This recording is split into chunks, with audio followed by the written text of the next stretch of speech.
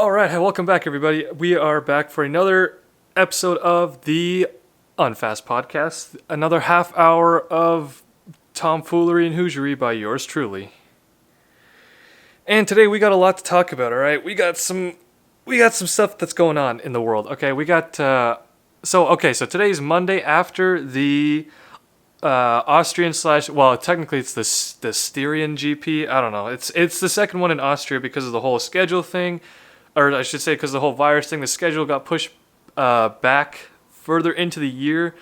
We started last week, and yesterday, which is the Sunday, the 12th or whatever, was the actual race. So there's lots of stuff to talk about. First race was I don't even remember much from the first race. I'm not gonna lie. All I remember is who won. I think it was Mercedes. Valtteri came first. Charles came second. Charles Leclerc from Ferrari. And Lando Norris for McLaren became third. And yeah, wow, we got a lot to talk about. Okay, so let's just talk about the actual race for a minute here. The Austrian GP, second round at the Red Bull Ring. Listen, I didn't watch the whole thing. All right, I don't have television. Haven't had cable for a long time, or I am not subscribed to f1tv.com, whatever. So I just watched the highlights. It's free. It's quick. So yeah. Anyway, yeah. So what happened? You know what? Okay, let's talk about the first lap. Let's just go consecutive here. From what I remember, anyway, my memory is really terrible. So you're gonna have to forgive me, but yeah, I don't remember things very well. However, I'm gonna try and remember things the way they were. So, first lap. Actually, no. We gotta start at qualifying. Qualifying was rainy. It was very rainy. It was very wet. I believe the second or third practice session had to be canceled. I think for. Yeah, because of how much rain there was, and it was pretty impressive actually. There was a ton of rain, and and yeah, it was just crazy. But anyway, Hamilton ended up qualifying first by a good margin. I think it was like over a second or something, or no, that can't be right. Over a tenth of a second maybe, which is a lot. In racing time, a tenth of a second is like over time that adds up, you know. I mean, even that, if you're 1/10, a few tenths of a second, that can totally change your race. Anyway, first lap, just so you know where I'm coming from. Yes, I am a Ferrari person. That is my team. Those guys are my drivers. They have the most history. At least statistically, they do. So they are, I believe, the most successful team, statistically again, throughout history.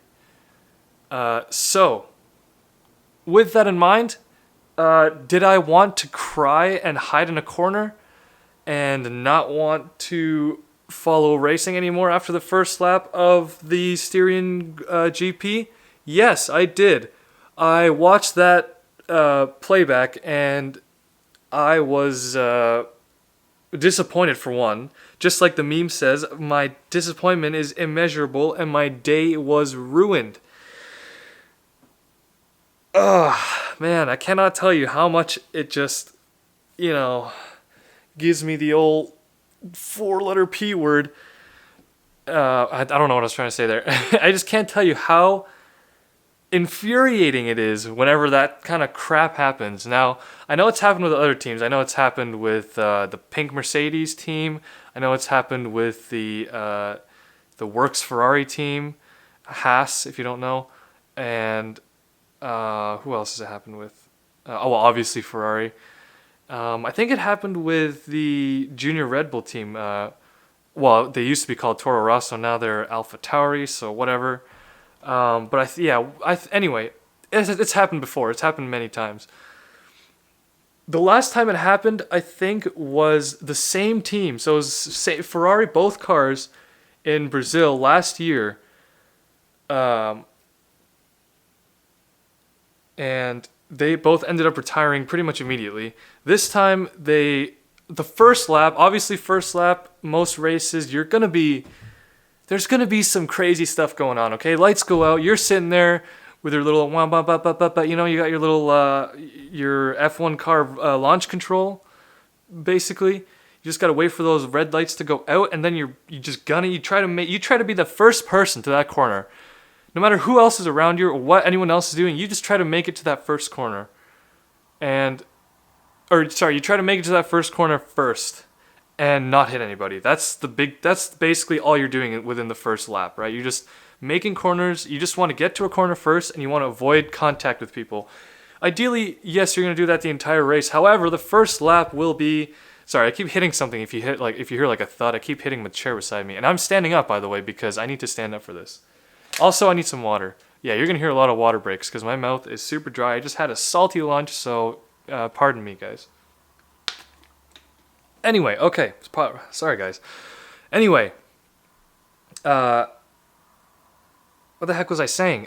Yes, so people got hit, or not people, cars got hit, first lap. Yeah, okay, first lap. All you're trying to do, get to a corner first few laps, I should say, while all the cars are still bunched up. And that's the thing, is that the cars are usually mostly together within a few, within a second of each other. Well, I don't know, not within a second, but definitely closer than they would be, say, 2/3 of the way through the lap, or through the race. So all you're trying to focus on is getting to a corner first without hitting somebody. After that, it becomes, strategy and tire wear and, pace and,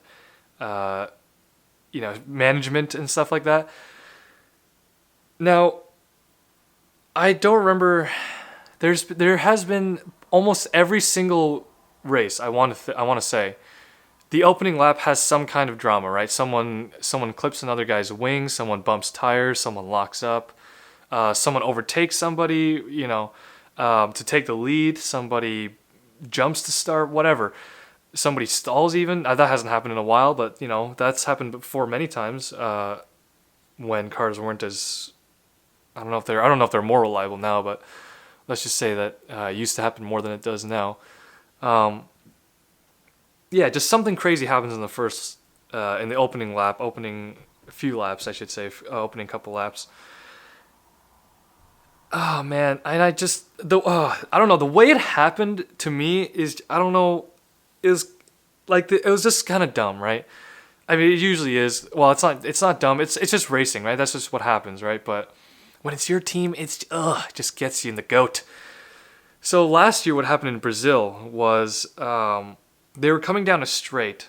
Both of them were basically racing for a position. So I think it was either like second or third or something. I don't remember what it was. Maybe they were in the lead. I actually don't remember. However, they were coming down a long straight. They may have been lapping somebody. I don't know. But either way, they were fighting for a position. Now, usually when that happens between a team, obviously the entire pit crew, or the entire, pit lane crew, I should say. So your strategist, your director, everybody on your team is going to start sweating buckets, right?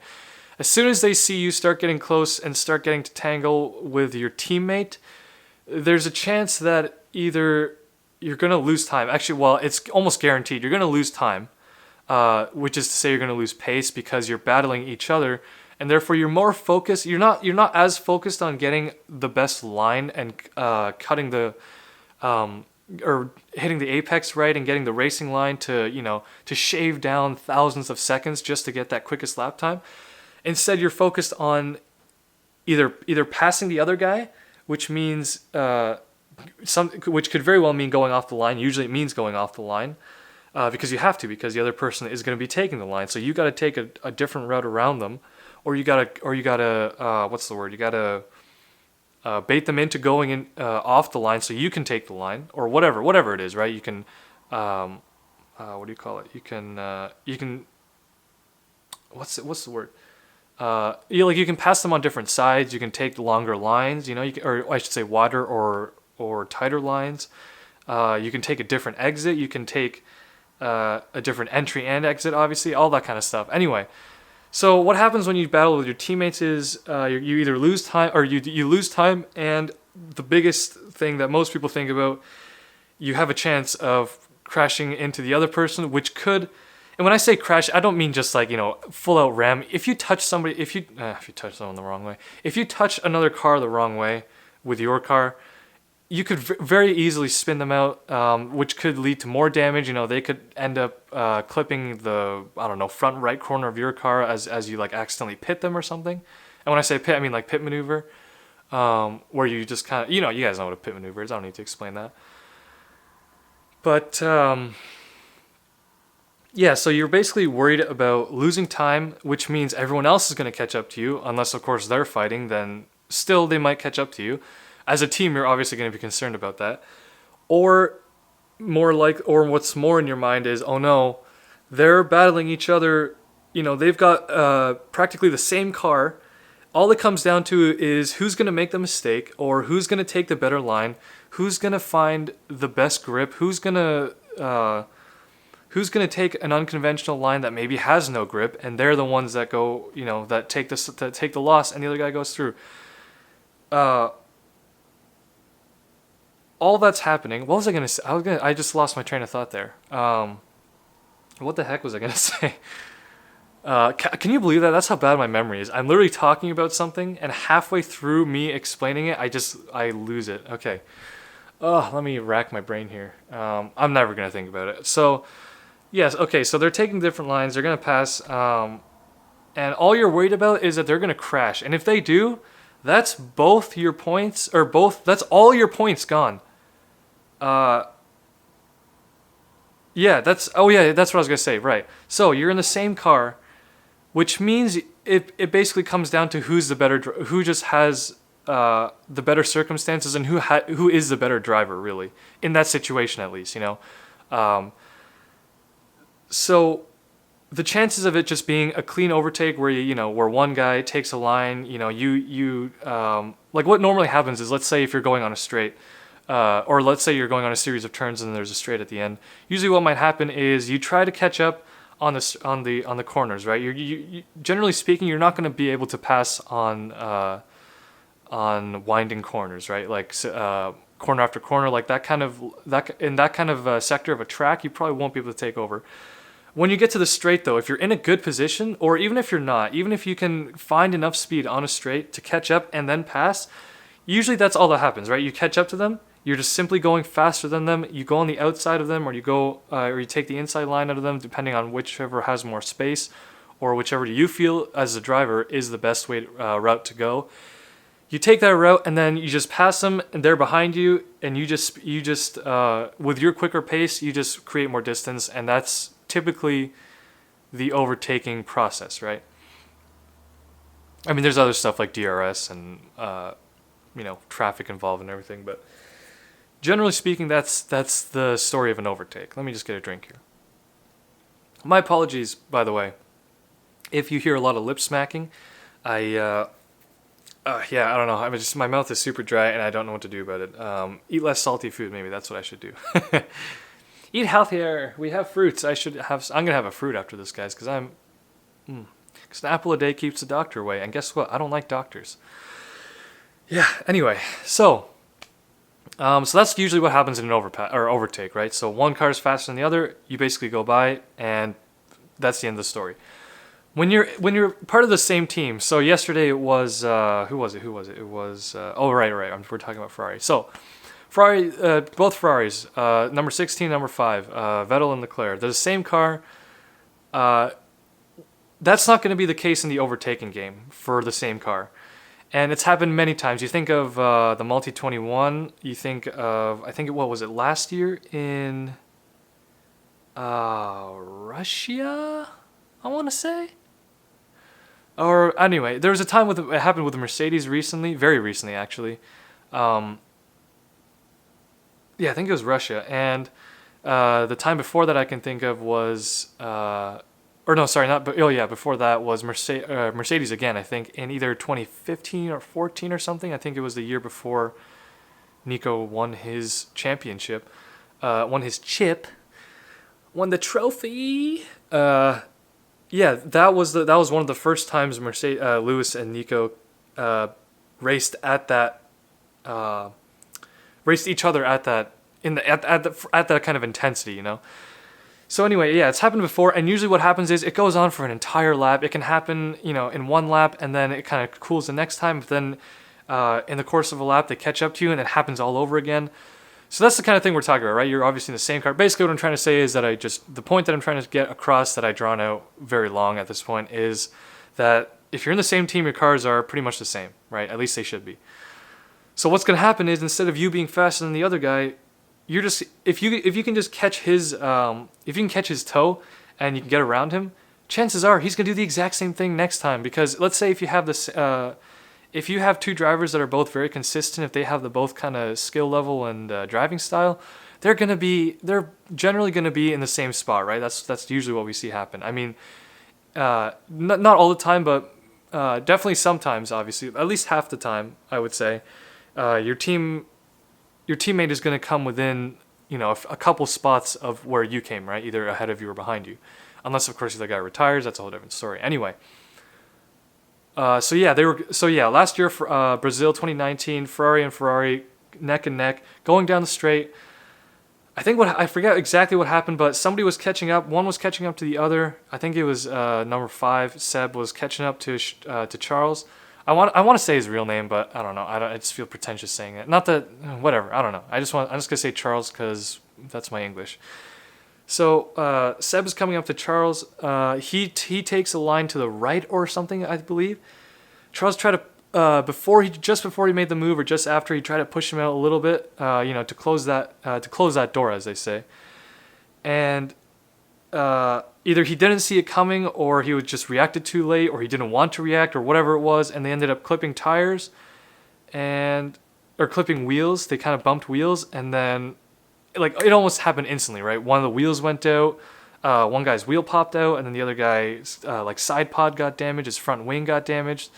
I'm pretty sure somehow, if you see in the slow-mo, you can almost see they bump wheels, and then one guy slows down, and then he runs over the front splitter somehow, or the front wing, I should say.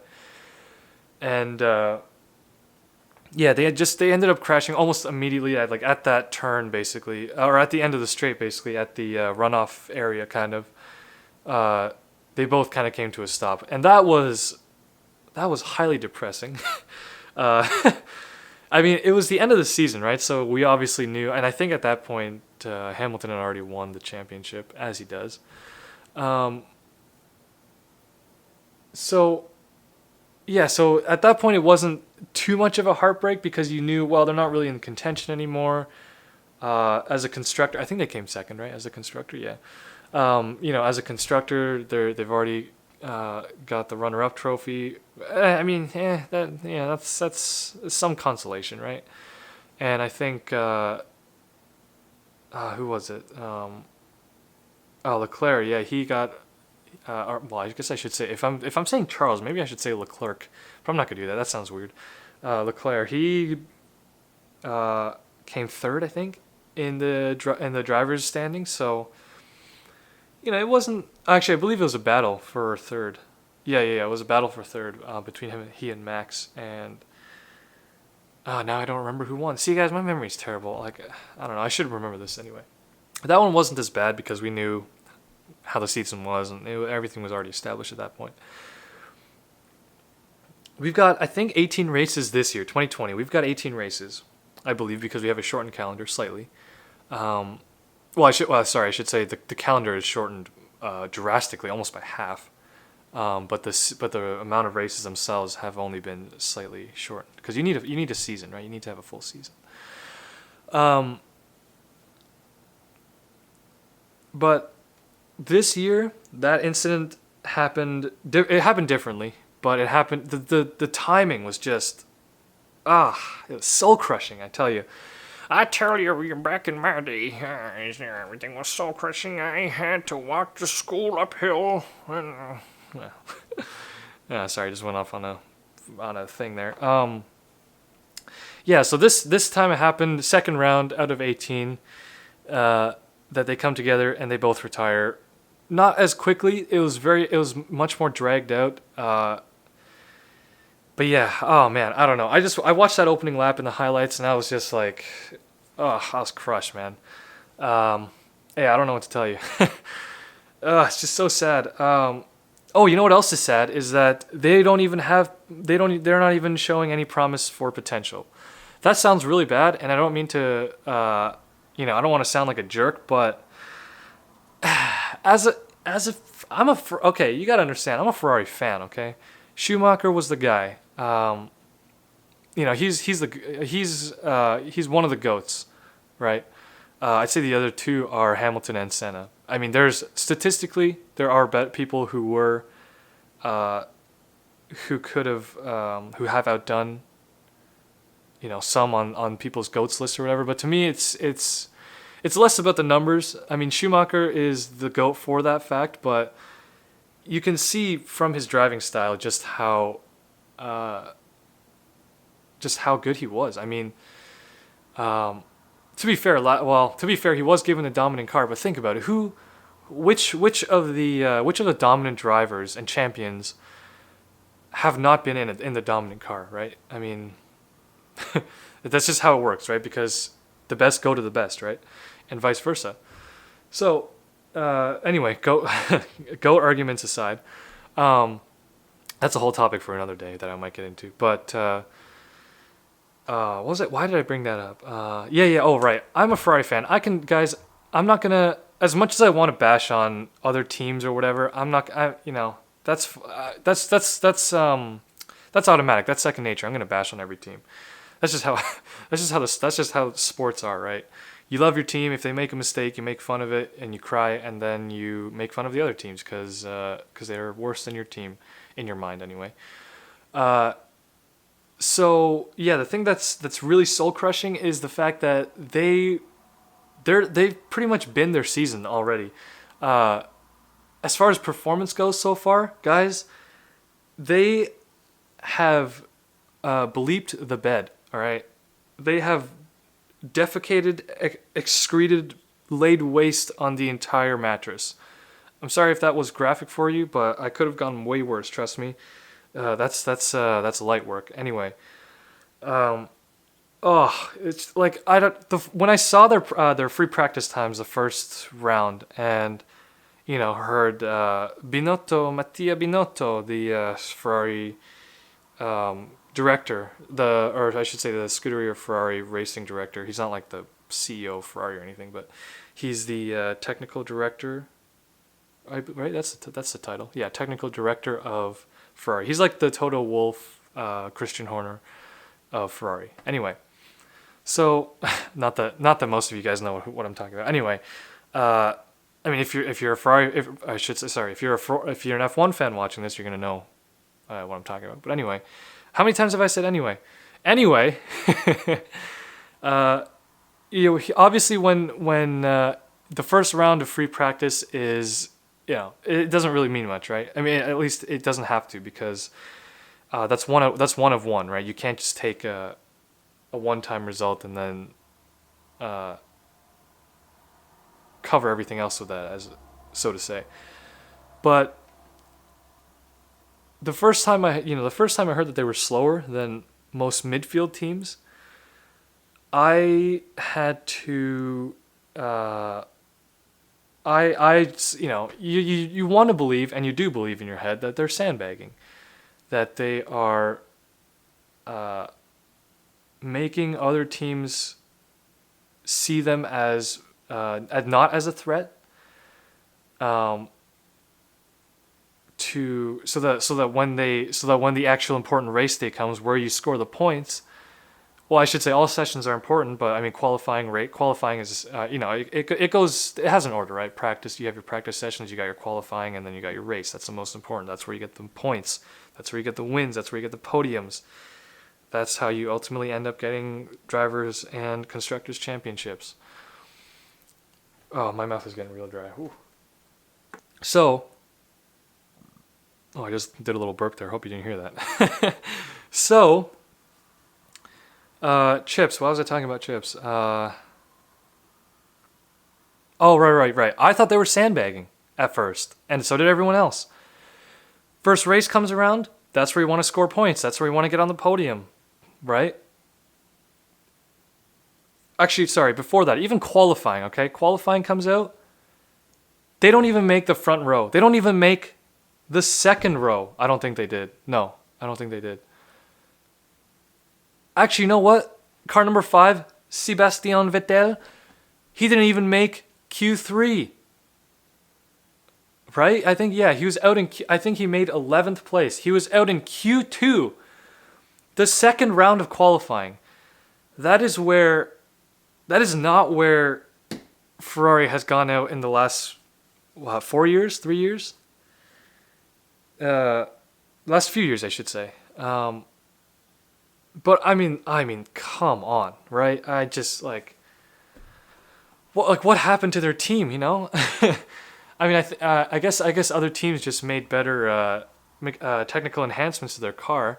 I mean, we're all waiting for the new big regulation change, and hopefully everyone's ready for that. But I'm gonna talk about that later. But oh gosh, man, yeah, I don't know. It's just, I got a lot to talk about, guys. I might have to extend this after a half hour, so I'm gonna try to make it quick. But I got a lot to cover, so yeah, I'm sorry, but I'm gonna try to make this. I'm gonna have to make this longer than half an hour. We're at 27 minutes already. So, what was I saying? Ferrari. Gosh, I keep forgetting what I'm saying because I got distracted easily for one, and then my memory is also trash. Yeah, I don't know where I get that from, but it's just, yeah, it's bad. What was I gonna say? It's what they put in our food. It's the same reason why my brother and I are 6 foot tall Asians, because we eat food from because we eat food that's been genetically enhanced and modified and blah blah blah, and you know. I mean, none of my parents are above 5 foot, 5'10", maybe. I think my dad's 5'10", maybe 5'9". You know, Asians aren't tall. We all know that. Jeremy Lin, you're an exception. Yao Ming, you're an exception. My brother and I were exceptions. A couple of my cousins were exceptions. I think our family's just tall. I think that's what it is. Yeah. I don't know. And it also has to do with the food here. I mean, it's probably why, yeah, I don't know. There's a lot of stuff. Anyway, I'm getting distracted again. Very distracted.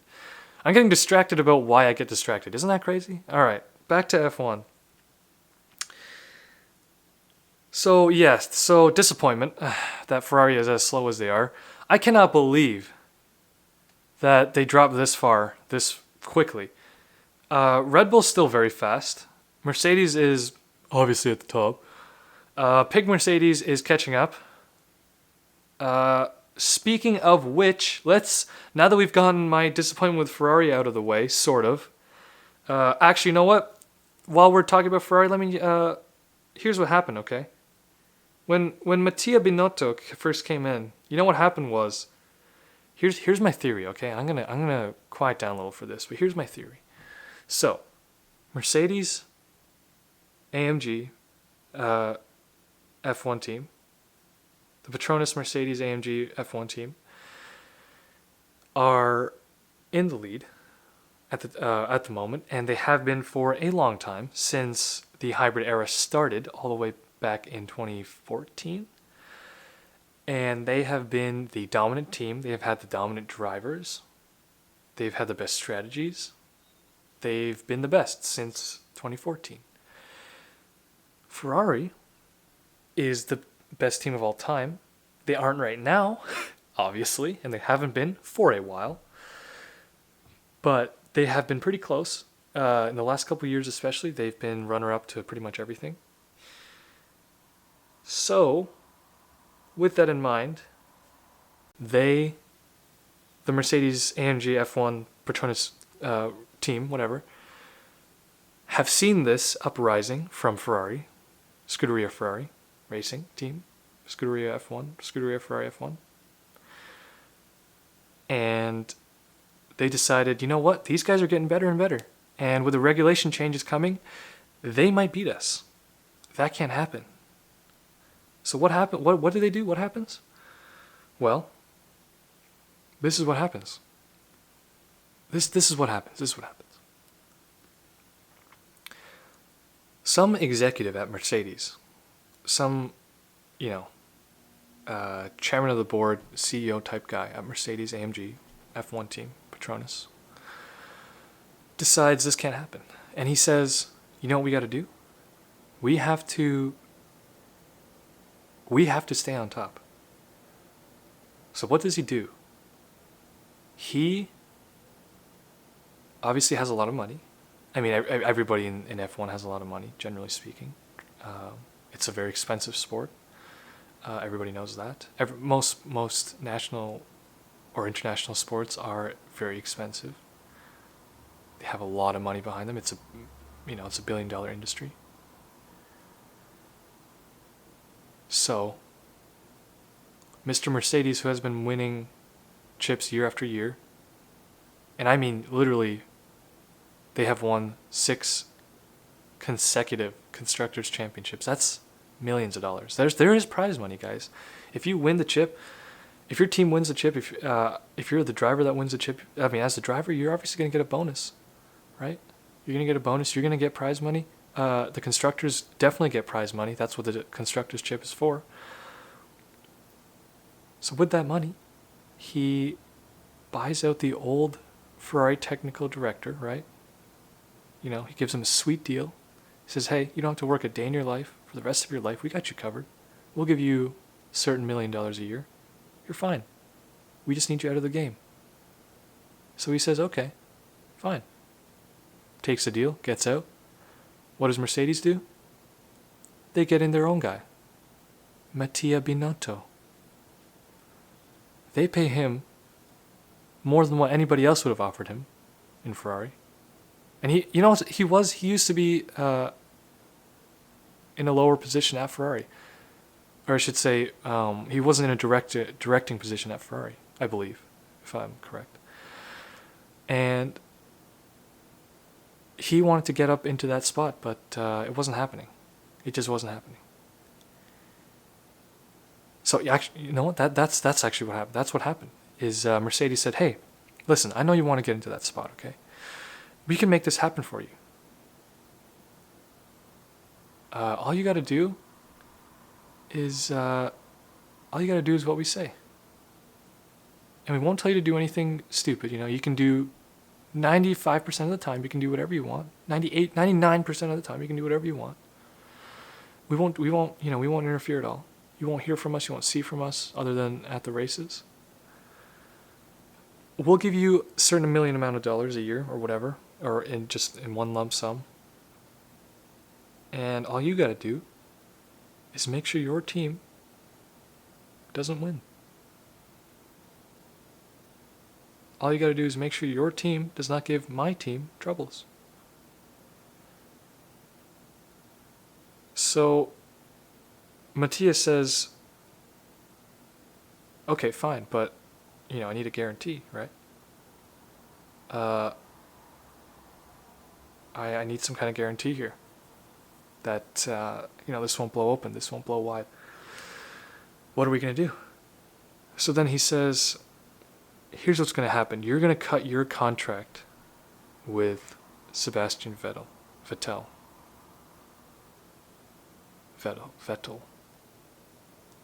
However you say his name.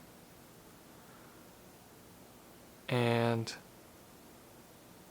he won't race for you anymore. He's won 4 championships before, back to back to back to back. Impressive. Only been done twice before, I think. And was it twice or once? Anyway, it hasn't been done that much.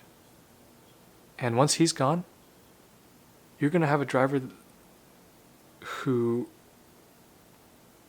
is who hasn't had that chance to run at the top yet. Mr. Sainz, Mr. Carlos Sainz."